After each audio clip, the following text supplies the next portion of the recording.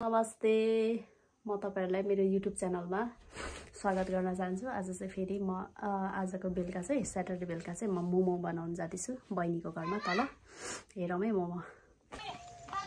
जोई चाहिँ यहाँ मलाई लिन आइपुगेको छ। हेलो गर्दै त मलाई यहाँ पुरा बाबुले चाहिँ गफ सुनाउँदैछ। हामी चाहिँ आज पर्क मोमो खाने रे। ल चाहिँ हाम्रो यहाँ मासु काट्ने मान्छेलाई ब्लगर आइपुगेको छ घर घरमा। के हुँदैछ ब्लगर आइपुगेछ है घर घरमा। यहाँ मोमो बनाउनु पर्ने मामा ए ब्लगरले झन्डै हजुर ब्लगर आइपुगेछ है। हाई से हाई सिगाने मोमो बनाउनु किमा किमा बनाउने मान्छे चाहिँ मोमोको रानीले चाहिँ किमा बुझ्दैछ है। मोमोको रानी एकदम टेस्टी हुन्छ हामीले बनाएको चाहिँ।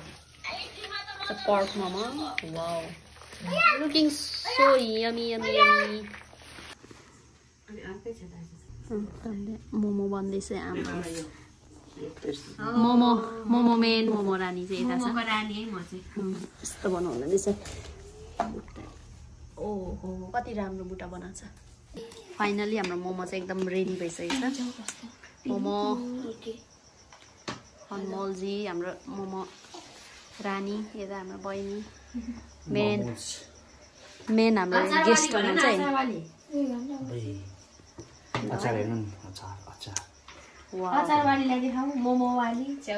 स्पेशल अचार बनाउने मान्छे चाहिँ यता चाहिँ जहिले पनि छ भने यता चाहिँ कन्ट्याक्ट यता चाहिँ मोमोको किमा अब यस्तो मिठो नमिठो बनाउने बनाउँछ। यस्तो दुई हातले खानु मात्रै जानेको छ। यता चाहिँ खानु मात्रै जान्ने खाने सुरु गरे। म देखिरहेछ अलिक टाउको देखेर कस्तो छ कमेन्ट गर। कस्तो मिठो छ। कसले बनाएको किमा यस्तो मिठो छ है। मैले